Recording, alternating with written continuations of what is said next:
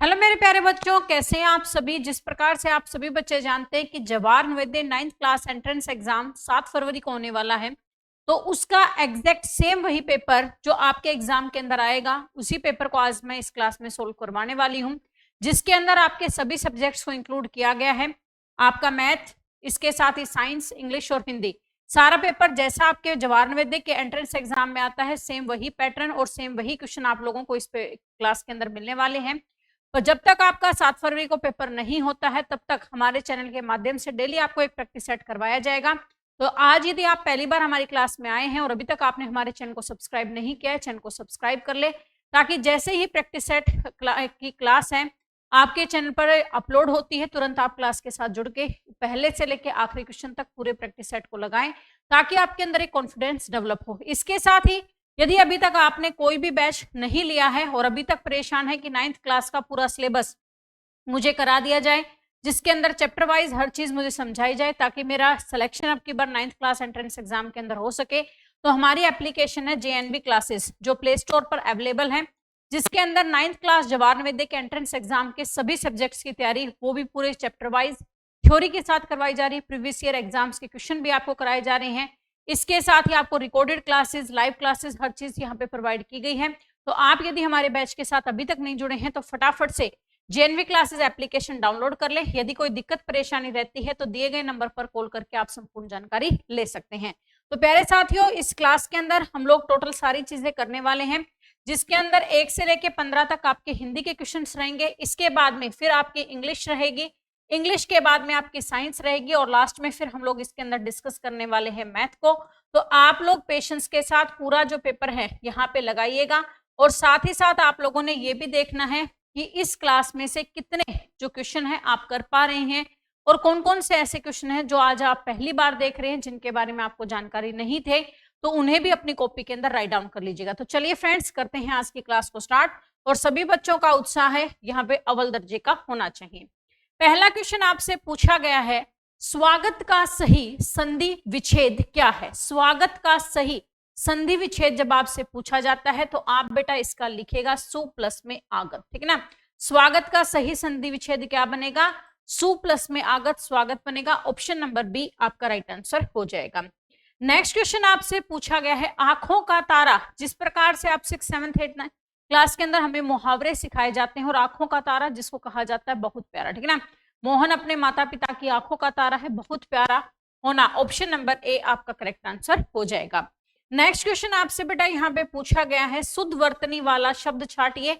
आपको यहाँ पे 4 ऑप्शंस दिए गए हैं, उन 4 ऑप्शन में से 3 ऑप्शन गलत हैं, एक और ऑप्शन है जो यहाँ पे सही दिया गया है, उसी को आपने फाइंड आउट करना है।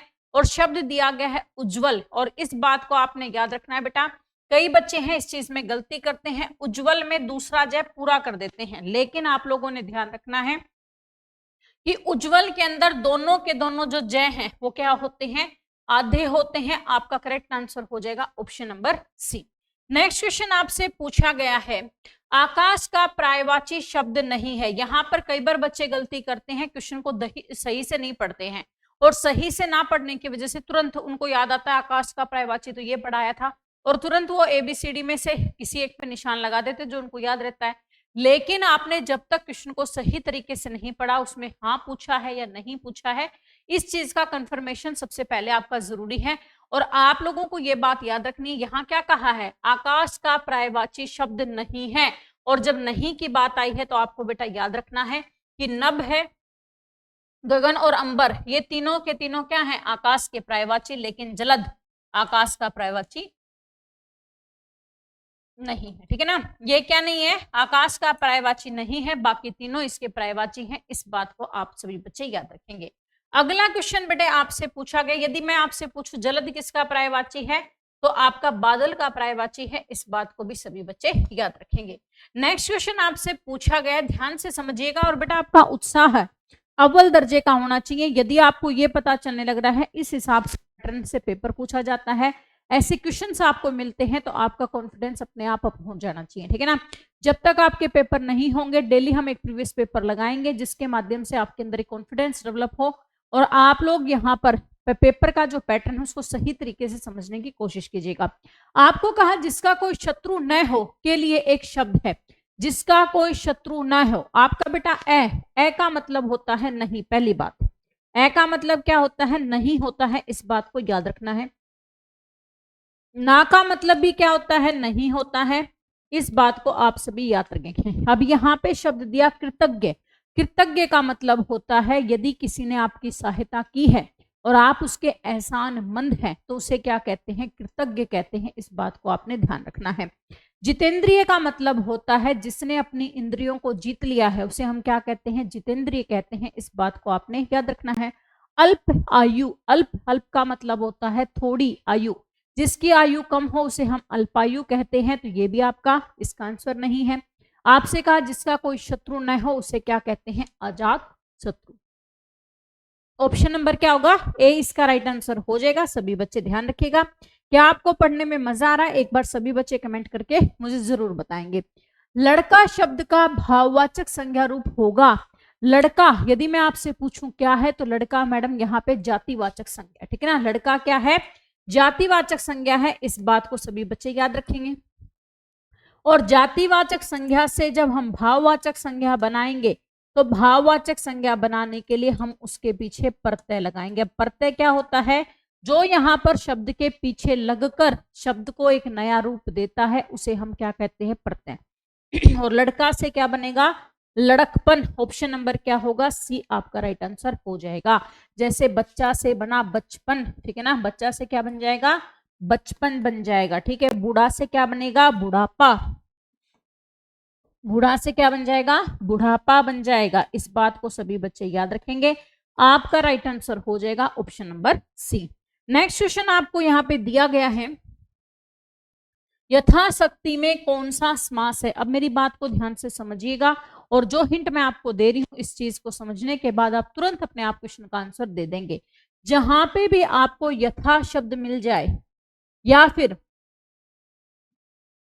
प्रति शब्द मिल जाए, यथा शब्द मिल जाए या फिर प्रति शब्द मिल जाए, उसके अंदर होता है आपका अव्ययी भाव समास। क्या होता है, अव्ययी भाव समास। ऑप्शन नंबर सी आपका राइट आंसर हो जाएगा। द्विगु समास कौन सा होता है, जिस समास का पहला पद संख्यावाची हो। द्विगु का क्या मतलब होता है, द्विगु का मतलब होता है जिसका पहला पद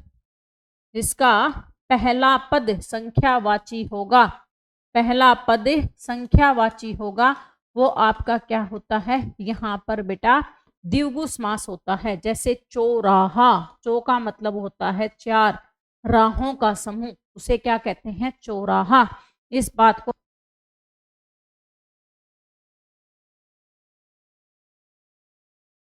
को आप सभी बच्चों ने ध्यान रखना है, ठीक है ना। तो ये कौन सा समास हो जाएगा, अव्ययी भाव समास। ऑप्शन नंबर सी आपका राइट आंसर हो जाएगा। नेक्स्ट कहा अंधे की लाठी। अंधे की लाठी का मतलब क्या होता है, एकमात्र सहारा। राम अपने माता पिता की अंधे की लाठी है, बहुत बार हम लोगों ने यहाँ पे क्लासेस में भी पढ़ा है। ऑप्शन नंबर बी आपका राइट आंसर हो जाएगा। नेक्स्ट आपसे पूछा बेटा यहाँ पे अनुपसर्ग किस शब्द में नहीं है, आपको इसके बारे में बताना है। अनु प्लस में जय, अनुज, अनुज का मतलब होता है छोटा, ठीक है ना। अनुज में यहाँ पर बेटा आपका उपसर्ग है। अनु प्लस में कर्ण, अनुकरण का यहाँ पर क्या है, आपका यहाँ पे अनुपसर्ग है। अनु प्लस में वाद, अनुवाद, इसमें भी आपका अनुपसर्ग है, लेकिन अनाचार के अंदर अनुपसर्ग नहीं है। ऑप्शन नंबर क्या होगा, सी आपका राइट आंसर हो जाएगा। नेक्स्ट आपको यहाँ पर कहा गया रिक्त स्थान भरें, साहस के बिना खालिस्तान संभव नहीं है। साहस के बिना क्रोध संभव नहीं, क्रोध तो वैसे ही आता रहता है लोगों को, है ना। साहस के बिना आलस संभव नहीं है, साहस के बिना विफल नहीं है, साहस के बिना सफलता संभव नहीं है। ऑप्शन नंबर आपका ए यहाँ पे राइट आंसर हो जाएगा। नेक्स्ट आपको बेटा पैसेज दिया गया, पैसेज को ध्यान से पढ़ते हैं, उसके बाद में क्वेश्चंस का आंसर देंगे। आप लोगों को यहाँ पे दिमाग के अंदर बात ध्यान रखनी है कि टोटल 100 क्वेश्चंस आपके पेपर में आने वाले हैं। एक एक क्वेश्चन आप लोगों के लिए समझना बहुत ही ज्यादा महत्वपूर्ण है, ठीक है ना। शिक्षा का वास्तविक उद्देश्य मनुष्य के चरित्र का निर्माण करना है। यहाँ पर क्या कहा गया है, जो एजुकेशन है, एजुकेशन की फर्स्ट प्रायोरिटी क्या होती है बेटा, हमारे कैरेक्टर का डेवलपमेंट करना, हमारे यहाँ पे कैरेक्टर का निर्माण करना, ठीक है। केवल साक्षर होना ही शिक्षा नहीं है, बल्कि व्यक्ति के भीतर नैतिकता, अनुशासन और समाज के प्रति जिम्मेदारी की भावना जागृत करना ही सच्ची शिक्षा है। प्राचीन समय में गुरु शिष्य परंपरा में इसी बात पर बल दिया जाता था। आज के समय में तकनीक बढ़ गई है, लेकिन विद्यार्थियों में मानवीय मूल्यों का होना अनिवार्य है। जो विद्यार्थी समय का सम्मान करता है वही भविष्य में देश का एक जिम्मेदार नागरिक बनता है। जो बेटा हमारे यहाँ पर गुरु होते थे, ठीक है ना, प्राचीन समय में आप लोगों ने यहाँ पर महाभारत पढ़ी होगी, 7th क्लास के अंदर महाभारत आती है, उसमें हम लोगों ने पढ़ा था कि एकलव्य ने यहाँ पर गुरु द्रोणाचार्य के कहने पर कि भाई मैं आपका गुरु हूं, आपने मेरे से शिक्षा ग्रहण की है, तो मुझे क्या चाहिए, आपसे यहाँ पर गुरु दक्षिणा चाहिए। और गुरु दक्षिणा के अंदर उसने यहाँ पे उनके गुरु ने अंगूठा मांगा तो अंगूठा उन्होंने दे दिया था, ठीक है ना। तो पहले जो टीचर्स होते थे वो क्या सिखाते थे, उन्हें नैतिकता अनुशासन सिखाते थे, दूसरों का सम्मान करना सिखाते थे, समाज में प्रेम की भावना सिखाते थे, और वो चीजें उनके अंदर थी। आज हमारी क्या हो गई है, तकनीकी टेक्नोलॉजी आ गई है, लेकिन इसका मतलब ये नहीं है कि हम अपने यहाँ पे अनुशासन को, दूसरों का सम्मान करना, नैतिकता है उसको भूल जाएं।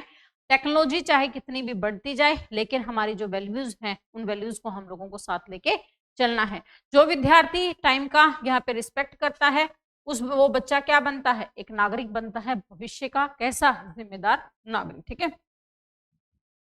चलिए भाई, तो पहला क्वेश्चन देखते हैं, शिक्षा का वास्तविक उद्देश्य क्या है। तो पहली लाइन में पढ़ा था, शिक्षा का वास्तविक उद्देश्य मनुष्य के चरित्र का निर्माण करना है। ऑप्शन नंबर आपका बी यहाँ पर राइट आंसर हो जाएगा। नेक्स्ट आपको यहाँ पे क्वेश्चन दिया गया है, सच्ची शिक्षा क्या जागृत करती है। तो यहाँ पर बेटा आप लोगों का दिया गया है कि जो क्या है, बल्कि व्यक्ति के भीतर नैतिकता, अनुशासन, समाज के प्रति जिम्मेदारी की भावना जागृत करना ही सच्ची शिक्षा है। तो यहाँ पर आपको दिया है नैतिकता और जिम्मेदारी। ऑप्शन नंबर बी आपका करेक्ट आंसर हो जाएगा। नेक्स्ट आपको कहा, भविष्य में जिम्मेदार नागरिक कौन बनता है। वही भविष्य में एक जिम्मेदार नागरिक बनता है जो समय का क्या करता है, सम्मान करता है। ऑप्शन नंबर बी आपका राइट आंसर हो जाएगा। नेक्स्ट क्वेश्चन बेटे आपसे पूछा गया है, अनिवार्य शब्द का समानार्थक शब्द गद्यांश के संदर्भ में क्या है। अनिवार्य, अनिवार्य का मतलब होता है बहुत ज्यादा जरूरी। ऑप्शन नंबर बी आपका करेक्ट आंसर हो जाएगा। नेक्स्ट आपको यहाँ पर कहा गया है, प्राचीन समय में किस परंपरा पर बल दिया जाता था। तो यहाँ पर प्राचीन समय में गुरु शिक्षा शिष्य परंपरा में इसी बात पर बल दिया जाता था। ऑप्शन नंबर बी आपका राइट आंसर हो जाएगा। नेक्स्ट क्वेश्चन बेटे आपका यहाँ पे जो सेशन बनता है किसका, इंग्लिश का, जिसमें 16 से लेकर 20 तक आपके बेटा पैसेज के क्वेश्चन रहेंगे। उसके बाद में आपके अगले जो क्वेश्चन है उनको इंक्लूड किया जाएगा। देखिएगा क्या क्वेश्चन यहाँ पे पैसेज दिया है। The great China wall of China is one of the most incredible structures ever built by humans. जो क्या है, चाइना की दीवार है, वो मनुष्य के द्वारा अब तक जितनी भी बेटा रचनाएं की गई हैं, जितने भी स्ट्रक्चर्स बनाए गए हैं, उनके अंदर एक अद्भुत यहाँ पर क्या है, कलाकृति है, अद्भुत यहाँ पे वास्तुकला का एक उदाहरण है। It was constructed over thousands of years by various Chinese destinates to protect the country for invasions। तो यहाँ पर बेटा इसको क्या हजारों सालों पहले इससे चाइना की जो दीवार है इसका निर्माण किया गया था, और उनका यहाँ पर मेन उद्देश्य क्या था कि जो चाइना कंट्री है उसको दूसरे विदेशी जो यहाँ पर आक्रमण है उससे बचाया जा सके। The wall is made of stone, bricks and earth. यहाँ पर बेटा जो दीवार है वो किससे बनी हुई है, स्टोन से, पत्थरों से, इसके बाद में ब्रिक्स, ईंटों से, और साथ ही साथ मिट्टी से बनी हुई है। इट स्ट्रक्चर्स ओवर यहाँ पे 1300 मिलियन से 13,000 मिलियन अक्रॉस नॉर्थन चाइना। और बेटा ये कितने उसके अंदर बनी हुई है, इसका जो फैलाव है 13,000 माइल्स है, किसके अंदर, पूरे जो उत्तर भारत का चाइना है उसके अंदर फैली हुई है। Thousands of people work day and night to complete the massive wall। और यहाँ पे हजारों जो कारीगर हैं, लोग हैं, उन्होंने दिन और रात इसके अंदर मेहनत की है ताकि इस जो बड़ी सी दीवार है इसको बनाया जा सके। Today it is recognized as a UNESCO World Heritage Site and attract millions of tourists from all over the world। और यहाँ पर बेटा आज इसको क्या माना जाता है, यूनेस्को की जो विश्व धरोहर है उसके अंदर इसको शामिल किया गया है, और विदेशों से यहाँ पे अरबों लोग हैं जो इस चाइना की दीवार को देखने के लिए आते हैं, और ये चाइना की जो दीवार है उनको अपनी तरफ आकर्षित करती है, ठीक है। It stands as the symbol of China's historical strength and a perseverance. यहाँ पर बेटा ये एक तरह से प्रतीक है किसका, चाइना की प्राचीन जो या फिर कह सकते हैं ऐतिहासिक जो ताकत है, साथ ही साथ उनके द्वारा अपने संरक्षण के लिए जो एक दीवार खड़ी की है उसका एक क्या है, जीता जागता उदाहरण है। इस बात को भी आप लोगों ने याद रखना है। पहला कहा question, Wahe was the great wall of China built, जो बेटा बड़ी जो दीवार है या चीन की जो दीवार है उसको किस लिए बनाया गया था, तो हम लोगों ने यहाँ पे पढ़ा था। इट यहाँ पर क्या लिखा था बेटा, it was constructed over thousands of year by various Chinese dynasties to protect the country from invasions. तो आपका करेक्ट आंसर क्या होगा, option number B, to protect the country from invasions. Option number B आपका right answer हो जाएगा। Next आपको यहाँ पर कहा गया है the materials were used to build the wall, कौन कौन से मटेरियल्स है जिनका यूज किया गया था दीवार को बनाने के लिए, पहला स्टोन, दूसरा ब्रिक और तीसरा अर्थ। ऑप्शन नंबर सी आपका राइट आंसर हो जाएगा। नेक्स्ट क्वेश्चन यहाँ पर पूछा गया है, approximately how long is the wall, लगभग कितनी ये जो दीवार है फैली हुई है, तो 13,000 माइल्स। ऑप्शन नंबर आपका बी यहाँ पे राइट आंसर हो जाएगा। नेक्स्ट क्वेश्चन बेटे आपसे पूछा गया है, what does the wall symbolize today, ये जो दीवार है आज किस चीज को का प्रतीक मानी जा रही है, it stand as a symbol of China's historical strength and preservation. Option number B आपका राइट आंसर हो जाएगा। नेक्स्ट क्वेश्चन बेटे आपसे पूछा गया है क्या, which word in the passage mean massive, massive का यहाँ पर बेटा मतलब क्या है, तो मैसिव का मतलब होता है ह्यूज, बड़ा, या फिर वेरी लार्ज, बहुत ज्यादा बड़ा। ऑप्शन नंबर बी आपका राइट आंसर हो जाएगा। अब आता है बेटा इसके अंदर ग्रामर पोर्शन, और पहला आपका क्वेश्चन दिया गया है, choose the correctly spelled word, इनमें से कौन सा वर्ड है जो आपका सही लिखा हुआ है, तो कॉमेडी, कॉमेडी वर्ड की स्पेलिंग होती है COMMITTE, यहाँ पर डबल TEE। ऑप्शन नंबर क्या होगा, ए आपका राइट आंसर हो जाएगा। सभी बच्चे याद रखिएगा, स्पेलिंग फिर से देख लें, COMMITTEE। ऑप्शन नंबर ए आपका करेक्ट आंसर हो जाएगा। नेक्स्ट आपसे क्वेश्चन यहाँ पे पूछा गया, सभी बच्चे ध्यान से देखिएगा,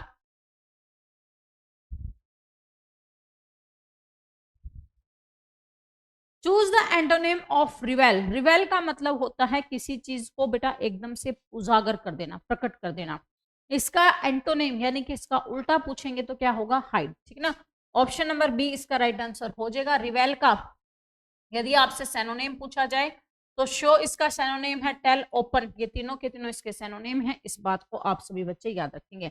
नेक्स्ट क्वेश्चन आपको कहा गया है, fill in the blanks, she is afraid खालिस्तान स्पाइडर्स, शी इज अफ्रेड वो डरती है किससे, स्पाइडर से, she is afraid of spiders. Option number क्या होगा, सी यहाँ पे राइट आंसर हो जाएगा। सभी बच्चे याद रखिएगा।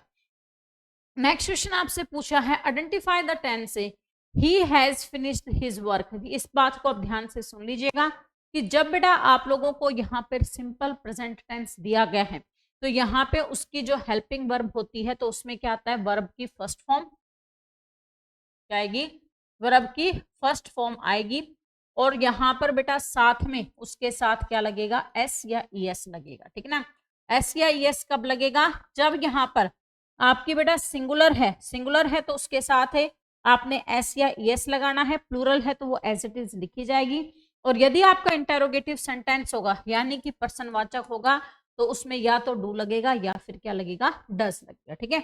दूसरी बात आती है कि जब आपका बेटा यहाँ पे प्रेजेंट परफेक्ट होगा तो प्रेजेंट परफेक्ट के अंदर आपका हैज आएगा या फिर हैव आएगा, इसके साथ ही वर्ब की थर्ड फॉर्म आएगी।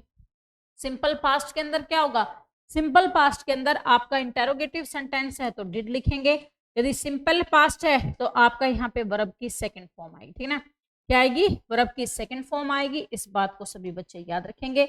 इसके साथ ही यदि आपका पास्ट कॉन्टिन्यूअस होगा तो उसमें वाज या वर आएगा, क्या आएगा, वाज या वर आएगा। इसके साथ ही वर्ब की फर्स्ट फॉर्म आएगी और फर्स्ट फॉर्म के साथ आपने क्या लगाना है, आईएनजी लगा देना है। तो यहाँ पे क्या लगा है, हैज फिनिश्ड, और हैज फिनिश्ड मतलब कि आपका प्रेजेंट परफेक्ट बनेगा। ऑप्शन नंबर बी आपका राइट आंसर हो जाएगा। ये सारी की सारी चीजें हैं कोर्स के अंदर हम लोग आपको करवाने लग रहे हैं। तो जो बच्चा अभी तक कोर्स के साथ नहीं जुड़ा है फटाफट से जेएनवी क्लासेस एप्लीकेशन डाउनलोड करके आप कोर्स को भी ज्वाइन कर लें ताकि बेटा आप लोगों को प्रीवियस ईयर एग्जाम से तो हेल्प मिले ही, इसके साथ ही जब आप लोग यहाँ पे कोर्स से भी एक एक चीज को करते चलेंगे तो उससे आपका बेनिफिट और ज्यादा बढ़ जाएगा।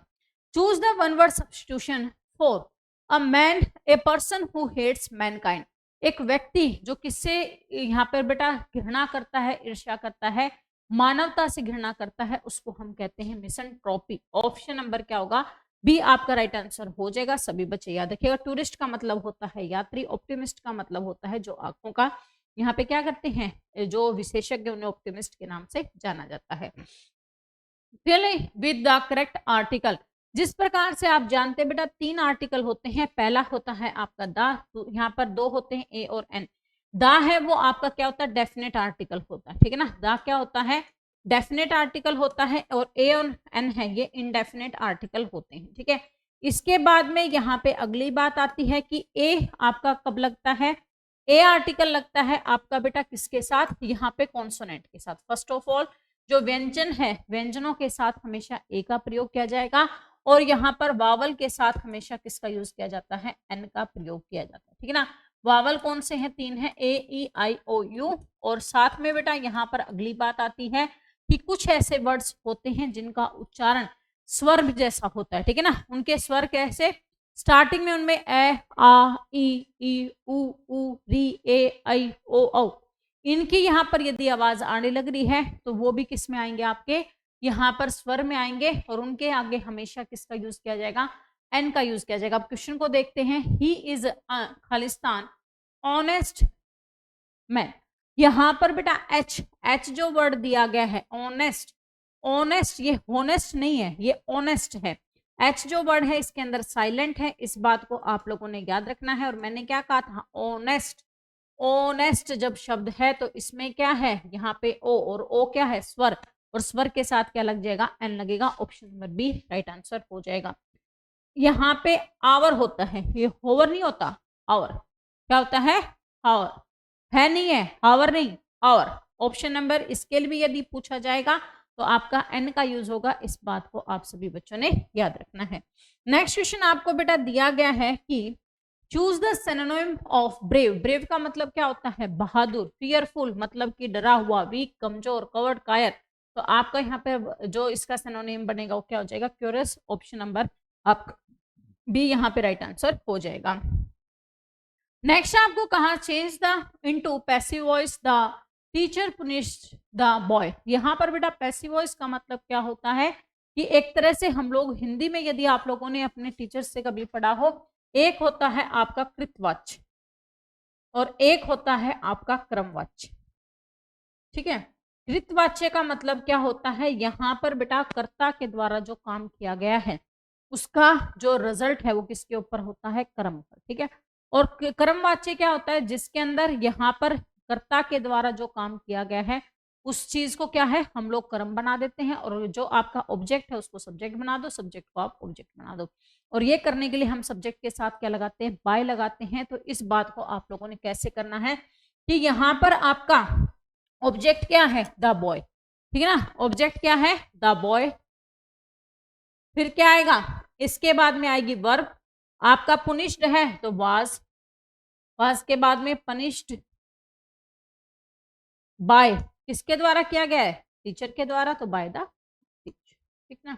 ये आपका बन जाएगा यहाँ पर the boy was punished by the teacher. Option number B आपका राइट आंसर हो जाएगा। क्योंकि यदि मान लीजिए यहाँ पर आपको क्या दिया जाता, प्रेजेंट, सिंपल प्रेजेंट देते, तो इसके अंदर हम इज आर वो लगाते और उसके बाद में वर्ब की थर्ड फॉर्म करते, लेकिन यहाँ पे इसको पहले ही हमने पास्ट में किया हुआ है तो इज नहीं लगाएंगे, हम वाज लगा के इसको तब करेंगे। इसके अंदर बेटा आपका टीचर है वो सब्जेक्ट था, यहाँ पे भी सब्जेक्ट रखा इसलिए नहीं आएगा। इसमें आपका नहीं किया गया है इसलिए नहीं आएगा, और साथ ही इसमें वर्ब नहीं है, तो ऑप्शन नंबर बी आपका राइट आंसर हो जाएगा। नेक्स्ट आपको कहा कि प्लूरल ऑफ नाइफ, नाइफ का प्लूरल क्या होगा, तो नाइव्स, KNIVES। ऑप्शन नंबर आपका यहाँ पे सी राइट आंसर हो जाएगा। नेक्स्ट आपको क्वेश्चन दिया गया है बेटा fill in the blanks if it rains we Khalistan not go out। यदि बारिश होगी तो हम क्या नहीं कर पाएंगे, बाहर नहीं जा पाएंगे। If it rains we shall not go out. Option number A आपका राइट आंसर हो जाएगा। नेक्स्ट जो आपका बेटा खंड आता है जिसके अंदर सामान्य विज्ञान यानी जनरल साइंस के क्वेश्चन रहेंगे 31 से लेकर 35 तक। और जो भी बच्चे आज सच में फर्स्ट टाइम आए हैं चैनल को आप सब्सक्राइब करके रख लेना, बेल आइकन को प्रेस करके रख लेना। डेली यदि आप लोग यहाँ पर बेटा जब तक आपका एग्जाम नहीं होता है तब तक यदि आप हमारे चैनल के माध्यम से प्रैक्टिस सेट करना चाहते हैं। इसके साथ ही जेएनवी क्लासेस एप्लीकेशन को भी डाउनलोड करके रख लीजिएगा, क्योंकि वहीं से आप लोगों को बेटा प्रॉपर जो आपके बैच है, बैच के माध्यम से सभी सब्जेक्ट्स की चैप्टर वाइज थ्योरी है के साथ तैयारी करवाई जाएगी। आपको कहा निम्नलिखित में से कौन सा एक संपर्क बल है, which of the following is a contact force.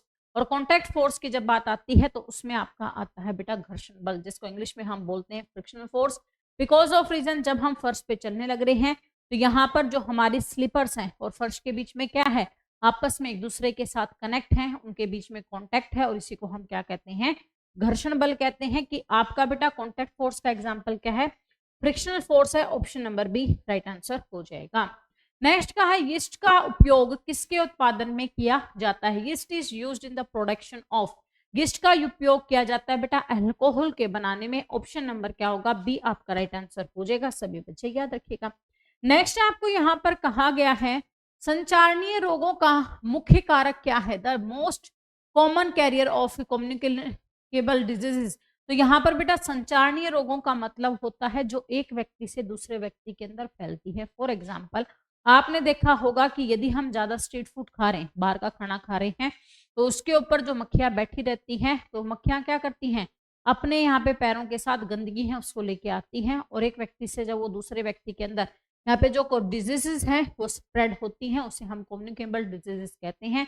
और जो मेन रूप से किसके द्वारा फैलाई जाती हैं, घरेलू मक्खियों के द्वारा फैलाई जाती हैं। क्यों, क्योंकि वो अच्छी बुरी हर चीज के ऊपर बैठती हैं, और यदि बुरी चीज के ऊपर बैठेंगे तो अपने साथ कुछ ना कुछ गंदगी पंजों के ऊपर लगा के लेके आएंगे, उसे अच्छी चीज के अंदर छोड़ेंगे, और जिसकी वजह से हम यहाँ पर बीमारी का शिकार होते हैं। ठीक है, अगला क्वेश्चन बेटे आप लोगों को दिया गया है, क्या आपसे पूछा अग्निशामक यंत्र में कौन सी गैस दबाव में भरी जाती है। तो यहाँ पर which gas is store under pressure in A fire extinguisher. तो आपका करेक्ट आंसर हो जाएगा कार्बन डाइऑक्साइड।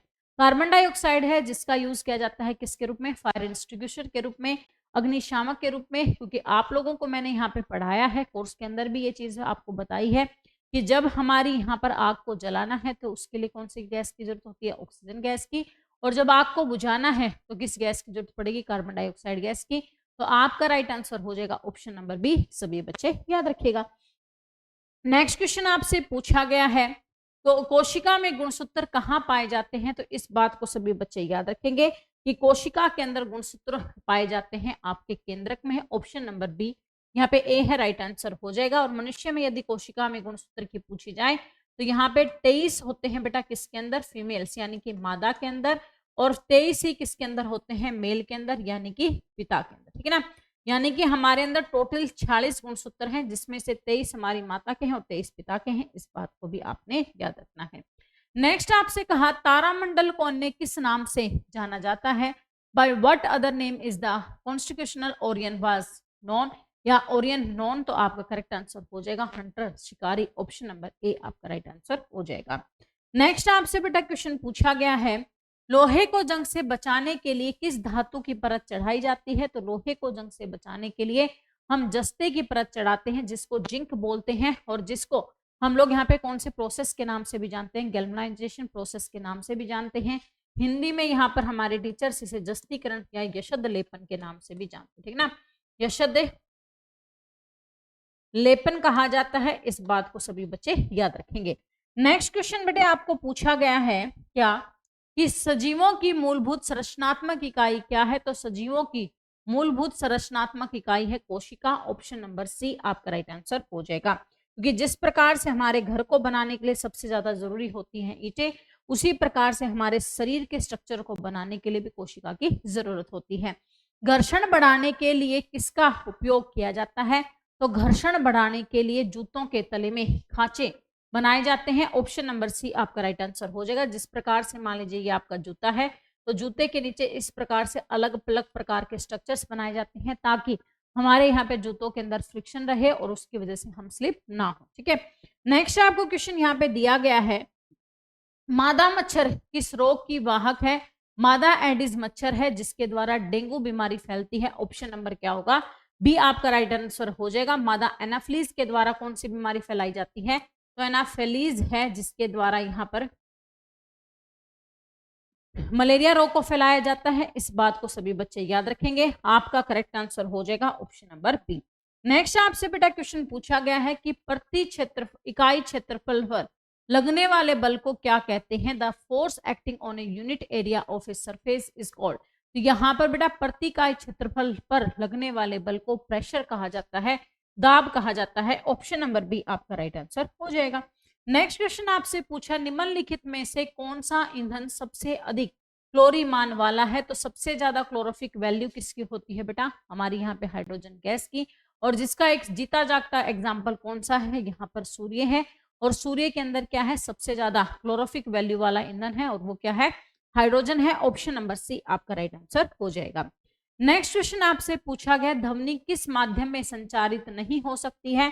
तो मैंने बेटा आप लोगों को कोर्स के अंदर भी ये चीज पढ़ाई है कि सॉलिड में सबसे ज्यादा होती है, लिक्विड में उससे कम होती है, गैस में उससे कम होती है, और जो वैक्यूम है वैक्यूम के अंदर सबसे यहाँ पर बेटा कम नहीं, बिल्कुल ही नहीं होती है। तो निर्वात ऑप्शन नंबर डी आपका राइट आंसर हो जाएगा। नेक्स्ट आपसे यहाँ पर क्वेश्चन पूछा गया है मानव नेत्र में प्रतिबिंब कहाँ बनता है। In the human I the image is formed on. तो ह्यूमन आई के अंदर जो प्रतिबिंब है बनता है रेटिना पर। ऑप्शन नंबर सी आपका राइट आंसर हो जाएगा। इस बात को सभी बच्चे याद रखेंगे। और यदि आपसे पूछा जाए आंख का कौन सा भाग डोनेट किया जाता है, तो यहाँ पर नेत्रदान के अंदर बेटा कोर्निया भाग है जिसको क्या करते हैं, डोनेट करते हैं। इस बात को भी सभी बच्चे याद रखेंगे। इसके साथ ही यहाँ पर बेटा जो हमारी आंखें हैं यहाँ पर क्या करती हैं, जब हम कम प्रकाश के अंदर हैं और तेज प्रकाश में जाते हैं तो हमारी आंखें इस तरह से झपकने लगती हैं, और साथ ही तेज प्रकाश से जब कम प्रकाश के अंदर आते हैं तो हम लोगों को एक बार कुछ भी चीजें नहीं दिखाई देती हैं, तो उसको कंट्रोल करने का काम कौन करती है, पुतली करती है। ऑप्शन नंबर आपका यहाँ पे सी राइट आंसर हो जाएगा। नेक्स्ट आपसे पूछा ग्रहों की परिक्रमा करने वाले खगोलीय पिंडों को क्या कहते हैं। तो ग्रहों की प्रक्रिया करने वाले खगोलीय पिंडों को हम उपग्रह के नाम से जानते हैं। ऑप्शन नंबर आपका बी यहाँ पे राइट आंसर हो जाएगा। नेक्स्ट क्वेश्चन बेटे आपसे पूछा गया है कि रेशम का कीड़ा अपने जीवन चक्र की किस अवस्था में रेशम के धागे पैदा करता है। तो रेशम का कीड़ा अपने प्यूपा यहाँ पर कोकुन जो अवस्था होती है उसके अंदर रेशम के धागों को उत्पादित करता है। ऑप्शन नंबर सी आपका राइट आंसर हो जाएगा। नेक्स्ट आपसे क्वेश्चन पूछा गया है तरल पदार्थों द्रव्य और गैस द्वारा लगाए गए घर्षण बल को क्या कहते हैं। तो तरल पदार्थ जो द्रव्य और गैस हैं उनके द्वारा लगाए गए बल को हम खिंचाव या ड्रैग के नाम से जानते हैं। ऑप्शन नंबर ए आपका राइट आंसर हो जाएगा। सभी बच्चे याद रखेगा। नेक्स्ट क्वेश्चन आपसे पूछा कौन सा हार्मोन लड़कों में युवा अवस्था के परिवर्तनों को नियंत्रित करता है। तो यहाँ पर सभी बच्चे याद रखेंगे कि जो युवा लड़के हैं उनके अंदर जो बेटा क्या है, उन यौवन अवस्था है उसके परिवर्तनों को नियंत्रित करता है वो यहाँ पे होता है टेस्टोस्टेरोन हार्मोन। ऑप्शन नंबर आपका सी यहाँ पे राइट आंसर हो जाएगा। थायरोक्सिन हार्मोन कहाँ पे पाया जाता है, गले के अंदर थायराइड ग्रंथि होती है, इसके द्वारा इसको रिलीज किया जाता है। इंसुलिन हार्मोन हमारे पेनक्रियाज अग्नाशय के अंदर पाया जाता है, और एस्ट्रोजन हार्मोन है जो यहाँ पर लड़कियों के अंदर पाया जाता है। इस बात को भी सभी बच्चे याद रखिए, ठीक है ना।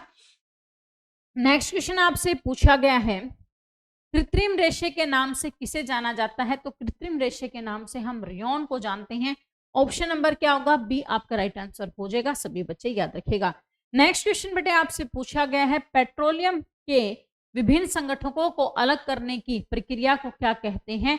तो पेट्रोलियम के विभिन्न संगठनों को अलग करने की प्रक्रिया को रिफाइनिंग के नाम से जानते हैं, परिष्करण के नाम से, शोधन के नाम से जानते हैं।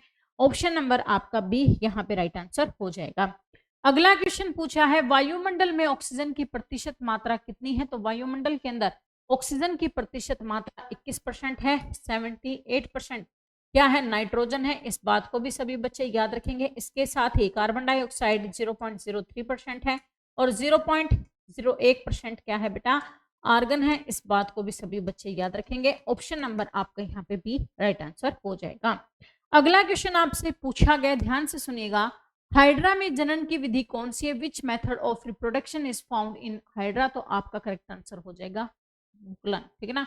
बडिंग जो प्रोसेस है वो किसके अंदर होता है, हाइड्रा के अंदर होता है। ऑप्शन नंबर आपका बी यहाँ पे राइट आंसर हो जाएगा। सभी बच्चे याद रखेगा। नेक्स्ट क्वेश्चन आपसे पूछा है ध्वनि की तीक्ष्णता किस पर निर्भर करती है। तो आपने बेटा कई बार देखा होगा काफी जो लड़कियां होती हैं उनकी आवाज बहुत ज्यादा क्या होती है, तीखी होती है, पैनी होती है, ठीक है ना। कान के अंदर ऐसे लगती है जैसे क्या है, कोई मशीन है, मशीन के ब्लेड के ऊपर हमने लोहे की कोई टाइट चीज रख दी है, एकदम से कान को चीरते हुए जाती है। और वो किस पर निर्भर करती है, आवृत्ति पर निर्भर करती है, फ्रीक्वेंसी पर डिपेंड करती है। ऑप्शन नंबर बी आपका राइट आंसर हो जाएगा।